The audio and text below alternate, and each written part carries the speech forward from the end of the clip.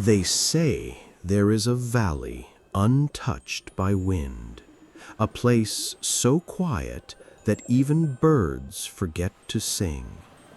It lies beyond the borders of maps and beyond the memories of men, hidden in folds of mist and time. No road leads to it, no compass can find it. The only path is sorrow. The old ones whisper of it in half-remembered tales told beside dying fires.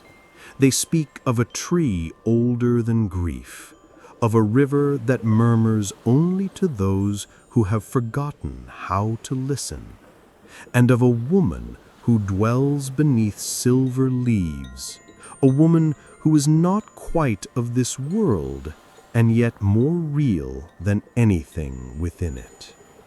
The valley is not seen by travelers with purpose, nor found by those who seek pleasure or glory. It reveals itself only to those who have stopped searching, whose hearts have grown heavy with silence. Those who arrive at its edge do not know how they came to be there. They do not remember the turns they took, the days that passed, or even the reasons they began walking. All they know is that something inside them has fallen still, not from despair, but from weariness, the kind of weariness that comes when longing has lived too long without a name. And there, in that hush, they see her. The valley itself seems to cradle the moment, hills softened by moss, air fragrant with unseen flowers, light that does not change. Time slows here, but not in the way of clocks. It slows the way a breath catches before a kiss, the way hands hesitate before touching something sacred, the way a heart pauses when it knows it is about to remember something it had forgotten it needed. And at the center of it all stands a single weeping willow. Her branches spill like hair into the river below. Her roots twist deep into the bones of the earth. She is not merely a tree, but a witness. Her bark is scarred with stories. Her limbs hum with a language lost to men. She remembers the ones who came before, the broken, the beautiful, the brave, the cowardly, and she remembers the woman who stays beneath her shade. She is called many things in many tongues, the still one, the waiting breath, the silent flame, but she has no true name, for she was never born in the way others are. Some say she was once a woman who loved too deeply and died from it. Others claim she is love itself, given form so that it could be touched and kissed and wept beside. Others say she is a dream that steps into flesh when the night becomes too long for a man to bear alone. But no one truly knows. What is known, what is felt, is this. She appears only to those whose hearts are cracked wide enough to receive her, not to be claimed, not to be possessed, but to be met. She does not seek to be held or named or understood. She is simply there, her eyes soft with knowing, her voice, if she speaks at all, like the sound of water falling gently on stone. She does not ask questions. She does not offer answers. She offers only presence, and for many, that is more terrifying than absence. It is said she appears barefoot, walking among the willow's roots as though they know her by touch. Her dress is simple, pale as moonlight or deep as riverbed. The stories differ. but all who see her agree on one thing. She moves as if the world does not press upon her, as if gravity is a choice. When she smiles, it is not with her mouth, but with her whole being, a warmth that rises through the chest and leaves a sting behind the eyes. And her eyes, those who have met them say there is no returning from their gaze, not because they enchant or ensnare, but because they see. They see everything, the wounds hidden behind jokes, the ache beneath ambition, the softness buried under years of armor. They see the boy who once wanted to be held, and the man who no longer believes he deserves it. She sees, and she does not flinch. Many have stumbled into her presence. Some fall to their knees without knowing why. Others try to speak, to ask her who she is, why she's here, what she wants. But the words fall away. She does not answer such things. Her love is not built on explanation. It is not a puzzle to be solved. It is a mirror held so gently that it doesn't shatter even the most fragile of truths. Not all who see her can stay. Some run, some retreat into the shadows, unable to bear the tenderness she offers so freely. For love that asks nothing in return is more frightening than love that demands everything. It cannot be earned. It cannot be bargained with. It cannot be controlled. And for men who have spent their lives trying to be enough, to prove their worth, to win affection, such love feels like standing naked before a sun that does not burn, but reveals. But one man, one soul among many, did not run. His name has been lost to time, or perhaps it was never known. Some call him the Hollow One, others the seeker who forgot to seek. He came not in pursuit, but in surrender. His heart had been worn smooth by the passing of years and lovers and lonely mornings. He had no more questions to ask, no more battles to fight. He had grown quiet. And so the valley welcomed him. What passed between him and the woman beneath the willow is not written. It lives in whispers, in poems that end too soon, in songs sung by those who have touched something they could not name. Some say he stayed only one night, and in that night lived 1,000 lives. Others claim he never left, that his body vanished, but his spirit became part of the willow's roots. But all the tellings agree he was changed. This is not a story of seduction or salvation. It is not a tale of conquest or romance or tragic fate. It is a myth, a murmur of love in its purest, quietest form, of the kind of presence that does not heal by fixing, but by being with. It is the story of a woman who asks nothing and a man who had nothing left to give, and how in that meeting something was born that even the willow could not name. And still the question remains, not in the valley, where no questions are needed, but in the hearts of those who hear the story and feel it stir something they forgot they'd buried. What is love that asks nothing in return? And what does it awaken in a man who dares to receive it? The woman waits, the willow weeps, and the myth begins.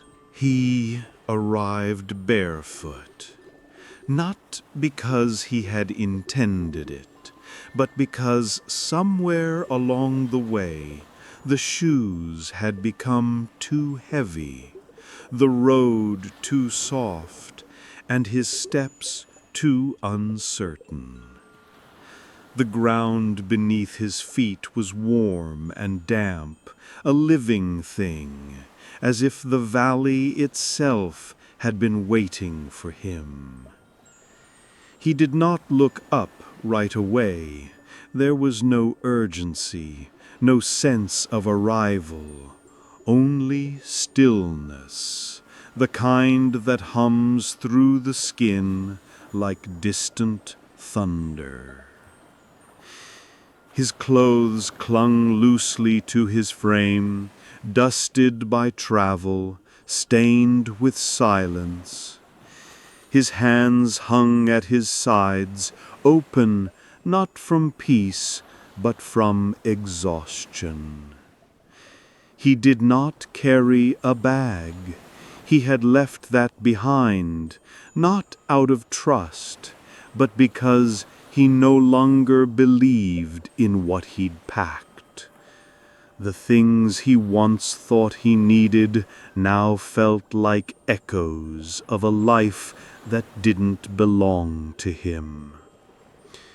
There was nothing remarkable in his face, nothing that would make a woman turn her head on the street. And yet there was something in the space between his eyebrows, in the quiet beneath his collarbones, that felt undone. Not broken, not ruined, just open, like a page torn from its book, but still warm from the hand that held it. His eyes did not wander. They lingered. He looked at things as if they were trying to tell him something, as if he had forgotten how to speak, and so he waited for the world to do it first. He watched the curve of leaves, the trembling of water, the way shadows touched stone. It wasn't curiosity. It was listening. The man was not young, not in the way the world measures youth, but there was youth inside him still, not in the body, but in the ache. A boy had once lived in his chest, wide-eyed and bright with hope. That boy had not died. He had simply gone quiet, curled up in the ribs, waiting for someone to notice he was still there. It was this silence the valley heard. And so she appeared. Not suddenly, not as revelation or shock, but as if she had always been there, and he had simply become still enough to see her. She stood beneath the willow, one hand gently grazing the hanging branches, the other rested at her side, fingers brushing the fabric of her dress. It was soft and colorless, or perhaps full of all color, the kind of cloth that looked different depending on the light or the eye.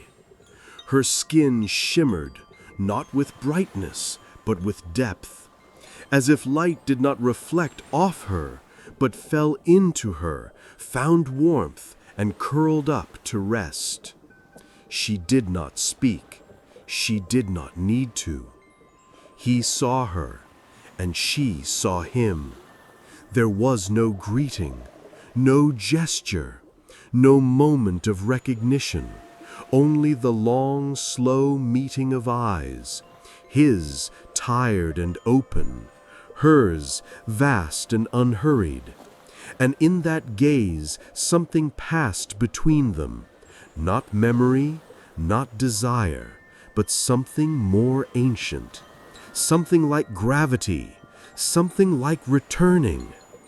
She was beautiful, but not in the way that invited praise. Her beauty was not decoration, it was invitation. The kind of beauty that softened the air around her, that made flowers hold their bloom a moment longer, that made breath slow without command. Her hair fell down her back like shadow on snow.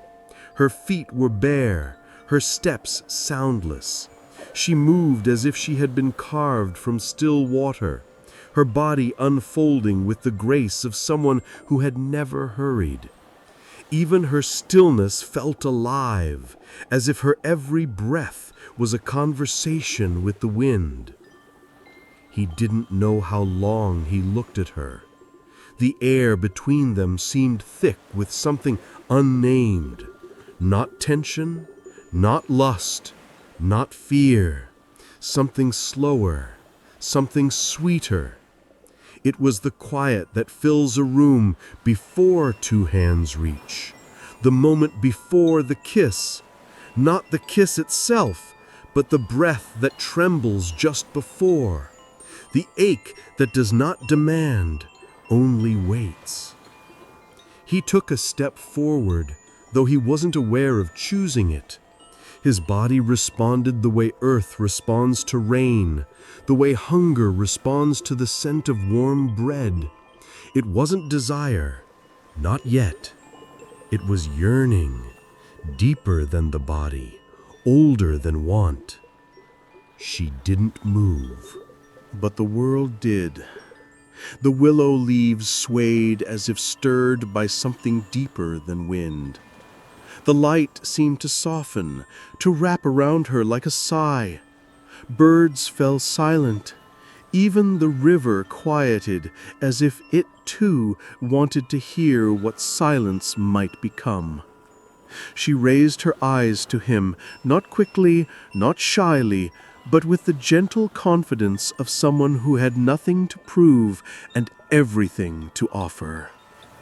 Her gaze did not pierce. It invited. It asked nothing. It promised nothing. It simply was. Soft, unflinching, full. He felt it then, the small boy in his chest lifting his head for the first time in years. Not speaking, just listening. The ache in him, that soft, hollow ache, trembled like a string touched by invisible fingers. Still, she said nothing. There was no need for names, no need for "who are you?" or "where have you come from?" The moment itself was enough. Their eyes did what voices never could, and in that sacred hush, something inside him broke open. Not violently, not with pain, but with release, like a door finally allowed to swing wide, like a breath held too long, finally let go. He did not approach her, not yet. There was no script here, no expected sequence of touch or word. He did not know what would come next, only that something had already begun. He felt it in the way the hair on his arms rose, in the way his heartbeat slowed, not from calm, but from reverence. She blinked once, slowly, and lowered her gaze to the earth. A leaf fell between them, spinning in the quiet, and came to rest without sound. He watched it, feeling something inside him settle, align, become still. And then she turned and walked beneath the willow's hanging veil. Not away, not toward, just within. As though the tree had opened to receive her, as though they were old friends, older than time.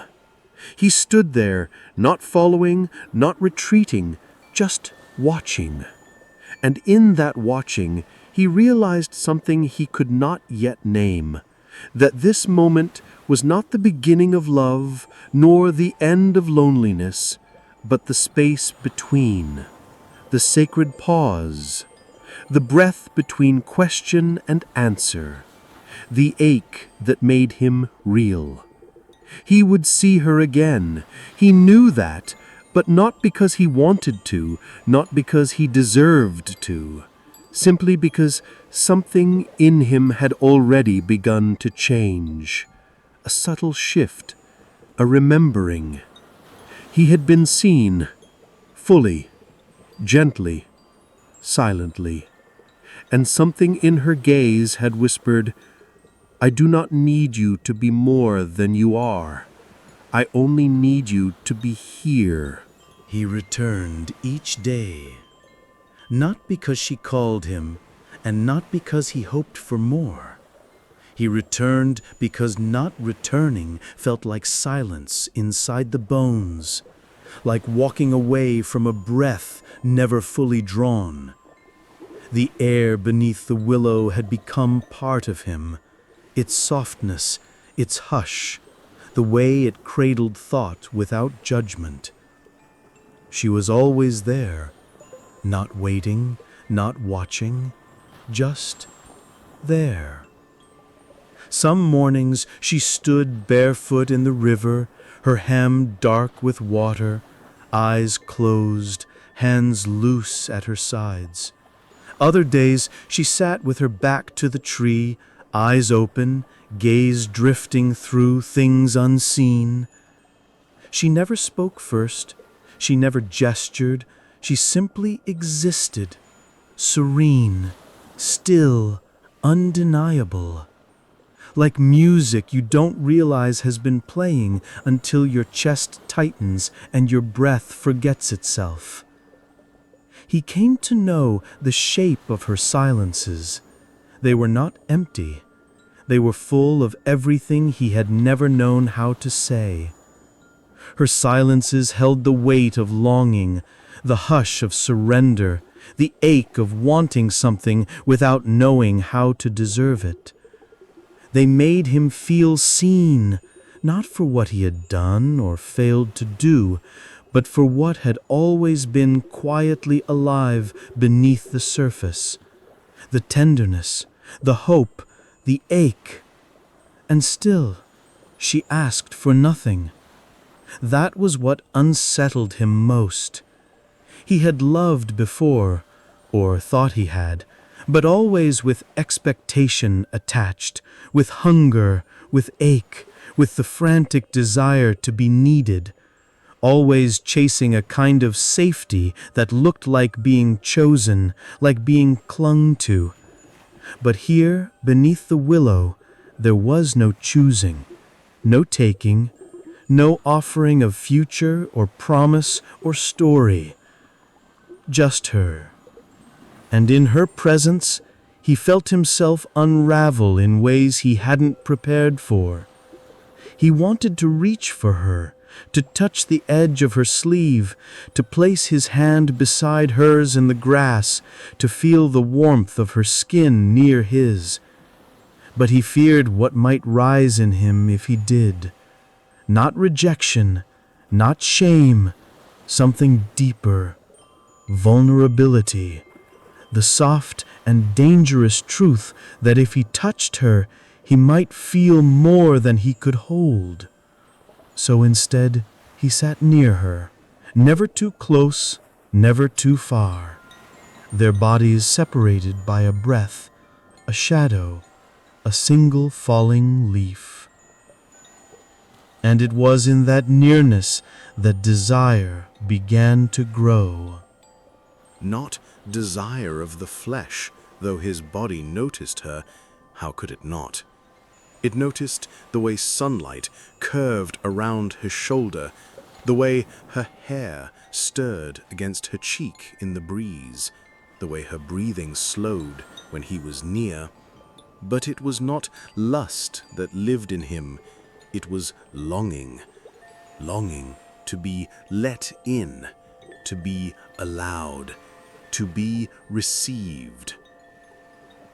she gave him nothing to chase, and because of that, he found no place to hide. Every glance she gave him, and they were rare, held no seduction, only stillness, no teasing, only truth. It was unbearable and beautiful.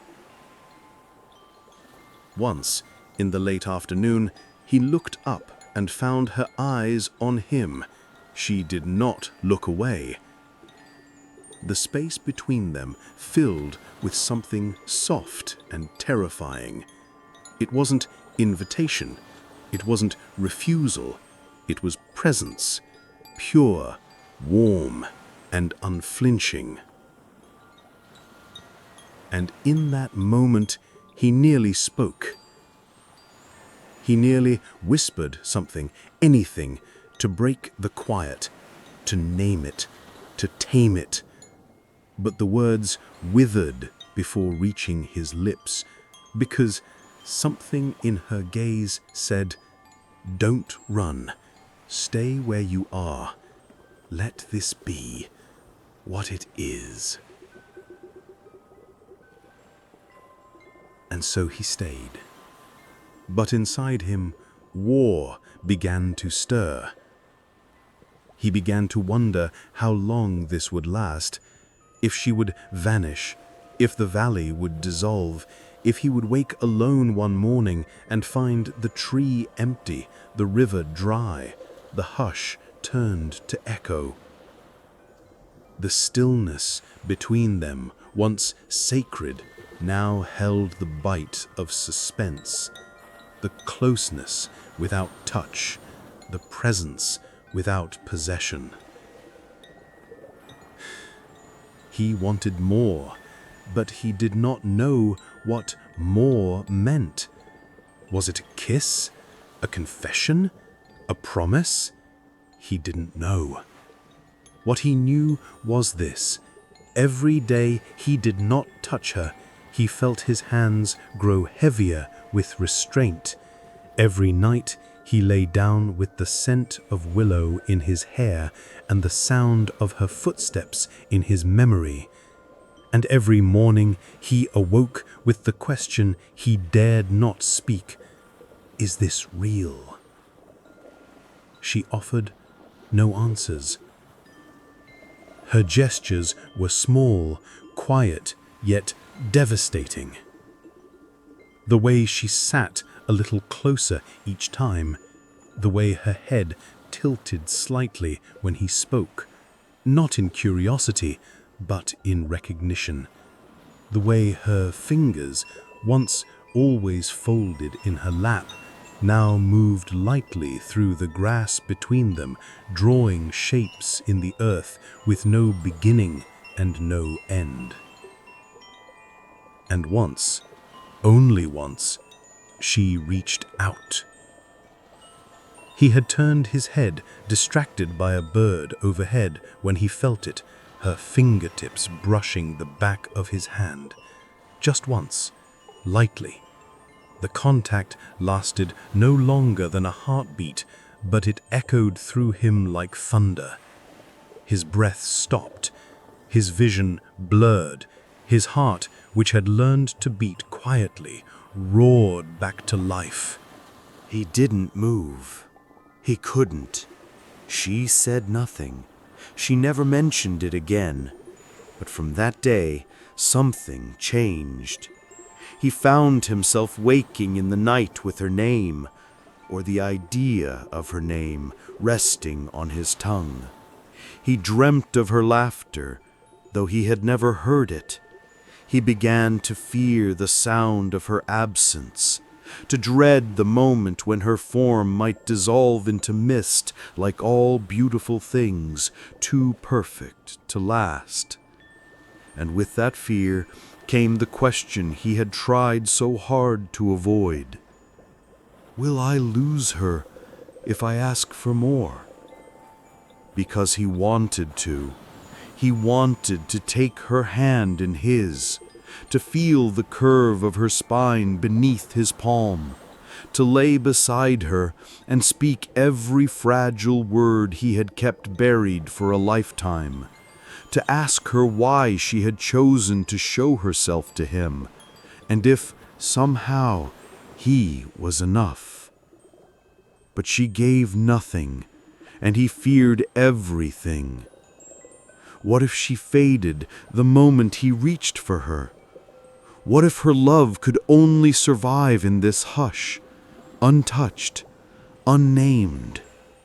What if the act of asking shattered the very spell that made her real? And still the ache grew. Desire curled through him like smoke, not burning, but stinging softly with every breath.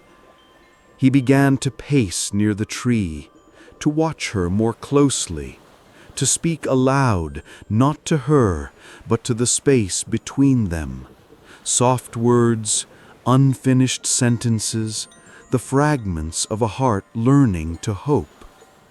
She listened, always listened, but never answered. And so the tension lived, alive, electric, addictive. He hovered at the edge of a choice he could not yet make: to stay in this quiet, aching intimacy, or risk everything for the chance to be held. He did not yet know what he would choose, but the desire to choose and the fear of what it might cost had already begun to change him. It happened without announcement, without decision, not under moonlight, not at the height of storm or the breaking of dawn. It happened in the breath between two moments, that soft, weightless silence that sometimes passes between heartbeats, that space where nothing is expected, and therefore everything is possible. The willow was still. The river had slowed to a murmur, as if it too held its breath. Even the light seemed to hesitate on the edges of leaves, caught between wanting to touch and knowing it must not disturb. He stood at the edge of her presence, as he always did, not out of fear anymore, but out of reverence. The space between them had become something sacred, a quiet garden grown from restraint and longing. For days, perhaps weeks, they had shared this nearness, a ritual of glances and silence, of slow, aching proximity that never dared to close fully. Until now. She was seated at the base of the willow, knees drawn up, arms loose over them. Her head was turned slightly, not looking at him, but not away. She seemed to be listening, not to sound, but to something softer, the rhythm of breath, the murmur of time folding inward. Her hair, tousled by wind, framed her like the petals of an opening flower. He stepped closer, not boldly, not hesitantly, simply, fully. No part of him held back. And as he approached, she turned her head to meet him. Their eyes met, and in that gaze was a softness so wide, so deep, he felt himself begin to dissolve. He sank to his knees beside her. The ground was cool and giving beneath him.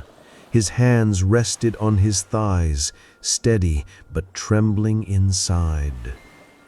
He did not speak. He could not. Every word he had once clung to had slipped from his grasp, like stones falling into a river. She reached first. hand, warm and weightless, rose from her lap and moved toward him, slow as dusk, sure as tide. Her fingers brushed the side of his face, not to claim it, not to pull him in, but simply to let him know, I see you. I welcome you here. Her thumb traced the line of his cheekbone, a movement so gentle he barely felt it, and yet it pierced deeper than any kiss. He closed his eyes, and the dam broke. Not in sound, not in sobbing, but in sensation. A quiet flood rising in his chest, spreading through limbs and breath and memory. Every place he had once braced himself against hurt softened. Every scar that had hardened into silence loosened. He exhaled, long and slow, and in that breath was everything he had carried for years: grief, yearning, shame, hope. She moved closer, not to possess, but to be near. Her forehead leaned gently against his. Her breath mingled with his, warm and slow. The world narrowed to the space between them, the heat of shared air, the tremble in her lashes, the quiet surrender of two hearts laying themselves bare. Her hands slid into his, palms to palms, fingers curling like roots finding soil. They did not grip, they rested, they held. His thumbs moved gently across hers, memorizing the quiet patterns of her skin. Every movement was slow, intentional, not as if they had all the time in the world, but as if time itself had knelt to watch. The willow shivered. Its leaves swayed without wind, a soft rustling that sang through the stillness like a lullaby. The river shimmered with new light, its surface rippling as if stirred from within. Birds returned to their branches, but did not sing. They watched, as if bearing witness. And then she leaned in. Not suddenly, not with hunger, but with the ease of someone who had waited lifetimes for this one moment of perfect stillness. Her lips touched his, not to take, not to claim, but to offer. It was not a kiss in the way the world speaks of kissing. It was a prayer, a confession, a remembering. It was warmth and wind and water. He answered without thought, not by deepening it, not by moving faster, but by softening further, by allowing. His mouth opened not for passion, but for presence. Their kiss was breath and heartbeat, the meeting of two wounds that had stopped bleeding long enough to feel again. When they parted, there was no gasp, no ache, only stillness. Her forehead remained against his hands stayed cradled in hers, and in the hush that followed, something ancient settled between them, a knowing without name, a union not of body or mind, but of being. He had not touched her skin beyond the brush of lips and fingers. He had not traced the arc of her waist or the hollow beneath her collarbone. But he had never felt so close to another. Every inch of distance between them pulsed with intimacy. Every breath carried meaning. She placed one hand against his chest, just above the heart.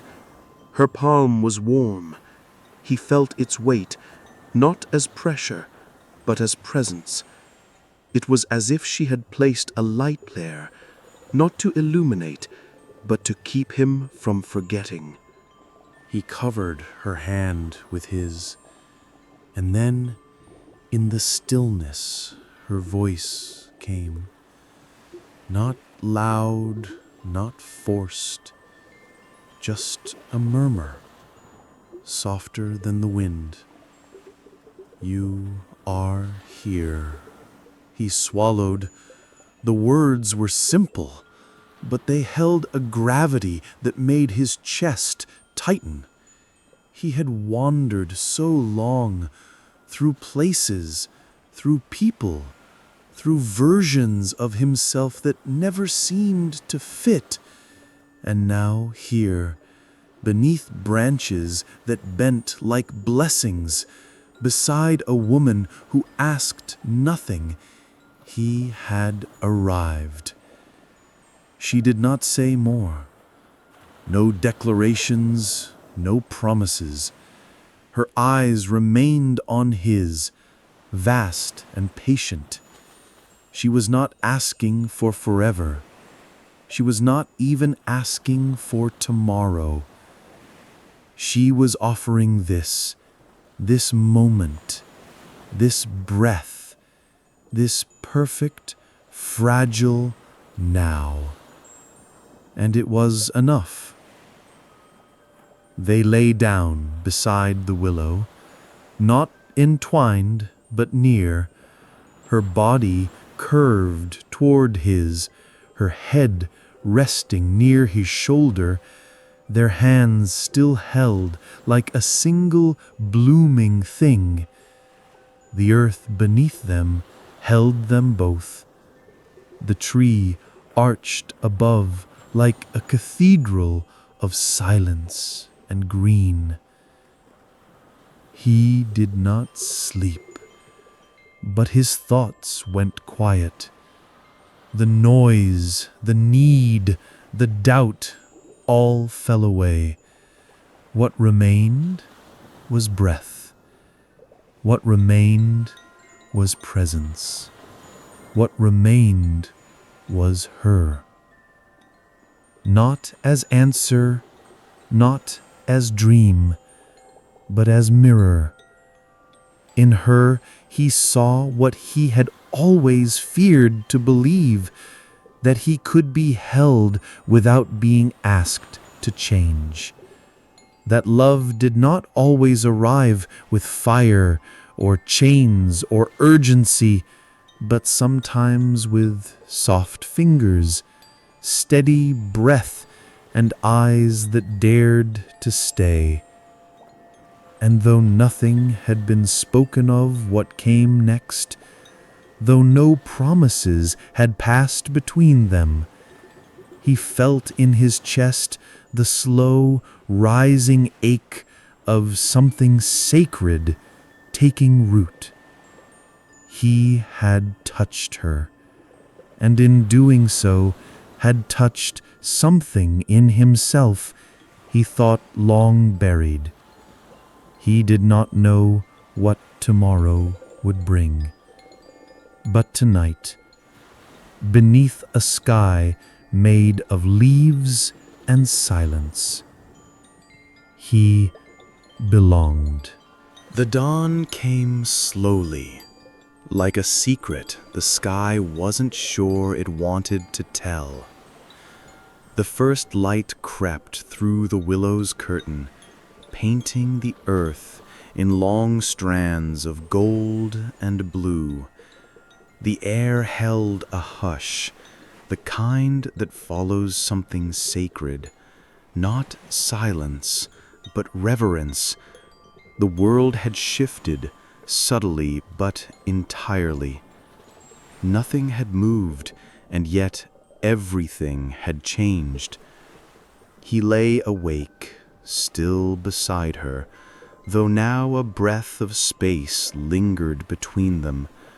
Not distance, but something more tender, a knowing, a farewell waiting to happen. She hadn't spoken since the night before, neither had he. Words had become too heavy, too clumsy. In their place, stillness had spoken, skin had spoken, eyes had spoken, and now absence began to speak too. He turned his head to her. She was sitting upright beneath the willow, hair cascading down her back, hands resting gently in her lap. Her eyes were not closed, nor open in the way mortals look. They were turned inward, gazing at something the world could not see. For a long while, he simply watched her, memorizing the quiet slope of her shoulders, the way the morning light touched her cheek like a final kiss. She looked like she belonged to the earth itself, like if he reached for her now, she might dissolve into bark and wind and water. And still, he wanted to reach. He rose quietly, brushing the moss and leaves from his body. The ground still held the warmth of the night, but the air was cooler now, thinner. It whispered of time, of movement, of waking. She looked at him then, just once. A slow turning of the head, a gaze that held no urgency, no plea, no weight, only openness, stillness, truth. And in that gaze he knew. She would not ask him to stay, not because she did not want him, but because her love did not bind. Her presence had never asked for anything. It had only offered. Like the willow, she bent without holding. Like the river, she flowed without clinging. He stepped toward her, the earth soft beneath his feet. When he reached her, he knelt again, as he had the night before. But this time, there was no trembling in his hands, only clarity. "I don't know who you are," he whispered, voice rough with sleep and sorrow, "or what this was." She said nothing, but her hand reached for his once more, warm and gentle, pressing against his heart, the same place, the same touch. "You are here." And that was all. Tears came, not from grief, not even from joy, but from the ache of recognition. He had found something here, something nameless and impossible, something he had searched for in the wrong arms, the wrong places, the wrong reflections. And now he had touched it, but to stay would be to lose it. He understood now, this place, this moment, her. They were not meant to be possessed. They were a turning point, a mirror, a whisper in the dark that says, "You can be whole even if no one sees you." He bowed his head, and then he rose. She watched him, but did not follow. She remained beneath the willow, serene as the tree itself, a part of this place, or perhaps the soul of it. He walked away slowly, each step heavy with memory. Behind him the willow swayed.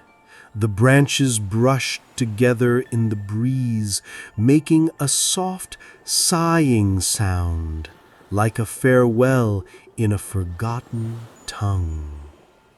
When he reached the edge of the glade, He turned back one last time. She was still there, but different. The light had shifted, or perhaps his eyes had. Her form seemed to shimmer as though woven from leaves and morning mist. The edges of her blurred. The air around her glowed faintly, like the shimmer on the surface of deep water. Not gone, just not solid. Was she real? He didn't know. He didn't need to. Because what he had felt, the warmth, the stillness, the seeing, that had been real. More real than anything he had ever known. He walked through the forest into the world. Each step carried him further from her, but not away. She had settled into him quietly, like breath, like root. He returned to the places he had once wandered through in longing, now with new eyes.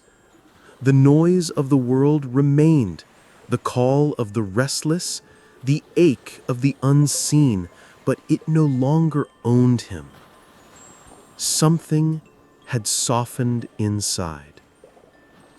He did not speak of her, not to others, not even to himself.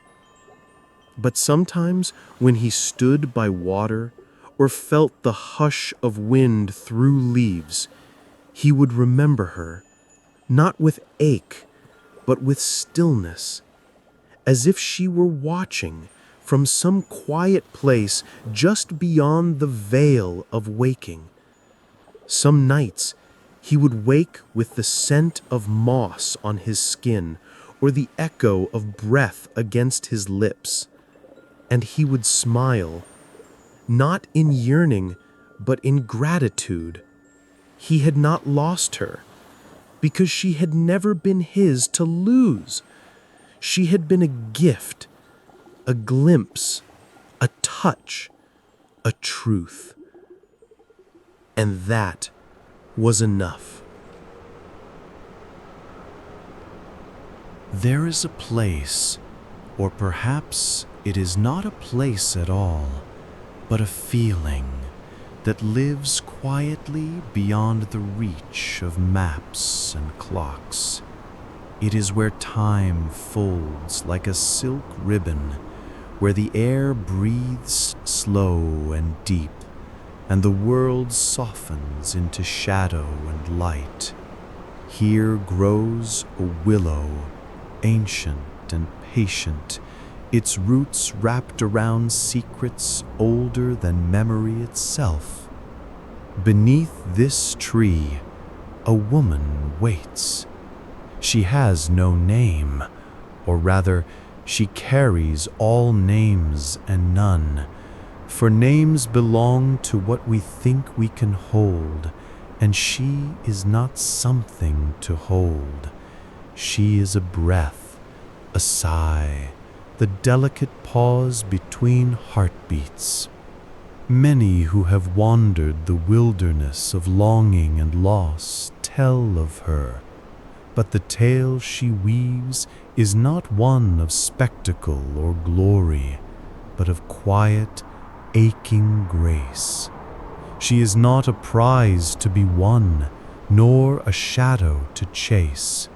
She is a presence, the presence of something that cannot be explained, only felt. Men come to the willow broken, hollowed by desire or sorrow, or sometimes simply weary of the noise inside themselves. They do not arrive with bold steps or bright hope. They come softly, with cautious hearts and tired eyes, as if drawn by a whisper only they can hear. She does not call to them. She does not reach out. She waits, silent as the earth, gentle as the wind. She offers nothing but herself, and yet that is everything. To meet her is to know a love unlike any other, not the fevered blaze of possession or hunger, but the slow burn of recognition. She sees not the shape of a man's body or the stories etched into his skin, but the pulse beneath, the quiet places where he has locked away his truth, the shadows he dared not name. Her gaze does not demand, it receives, it holds, it frees. No words are spoken in this meeting, for words would only clatter against the vastness between them.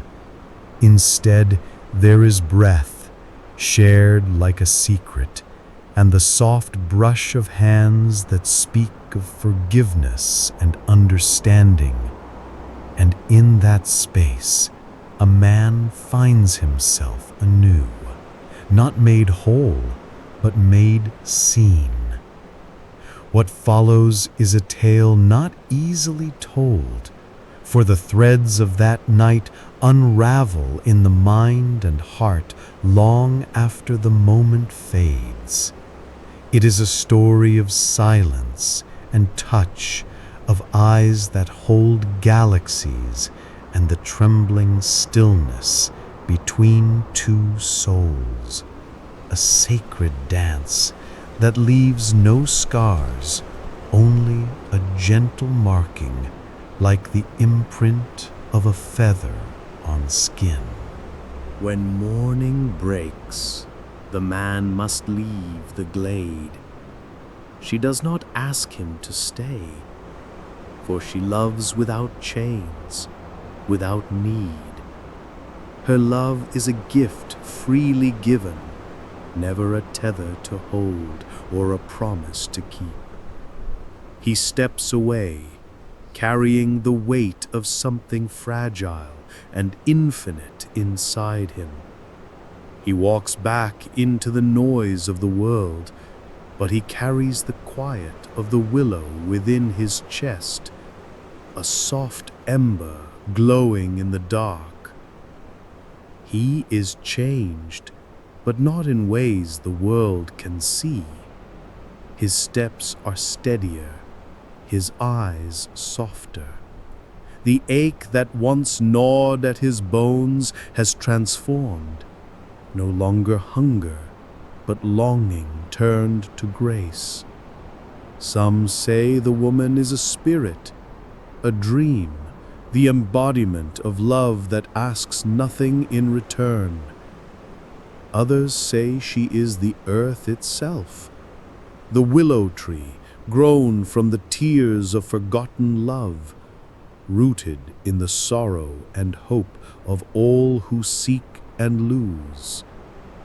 But the truth is not in who she is, but in what she is. She is the echo of every love that ever touched a soul and slipped away like smoke. She is the breath before surrender, the hush in the heart before dawn. And all who have ever loved and lost carry a whisper of her with them. She lives in the spaces between memories, in the spaces between words. She is the gentle ache beneath the laughter, the stillness beneath the storm. To carry her is not to carry sorrow, but reverence, a soft ache like the gentle pull of the tide. Perhaps you have glimpsed her yourself in the sway of branches in a quiet wind, in the scent of moss after rain, in the fleeting touch of a hand that vanished too soon. Perhaps she has brushed your life like a shadow or a dream you cannot quite remember upon waking. Do not chase what slips beyond grasp. Walk softly. Listen carefully. And when the ache stirs, the ache that whispers, "Am I enough? Am I seen? Am I loved without condition?" Remember this. There is a woman beneath the willow. She sees you. She has always seen you. And in that seeing, there is no need for more, no need to prove or become, only to remember. You are enough as you are. You are whole, though you may not feel it yet. Love, true love, is not a demand but a breath. It does not claim or possess, but frees and honors. The woman beneath the willow is the living memory of that truth, a soft light burning quietly in the hearts of all who have dared to love without asking for a return. And so the story lives on, whispered by the wind, written in the dance of leaves, carried in the silent tears of those who understand.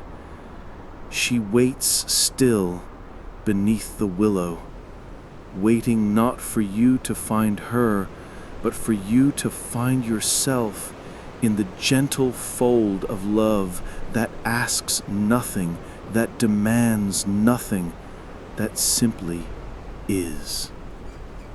And when the time comes, when your heart is ready to receive rather than reach, you will feel her presence again, in the hush of twilight, in the sigh of the breeze, in the shimmer of the stars just before dawn. She is there, soft, still, everlasting, beneath the willow.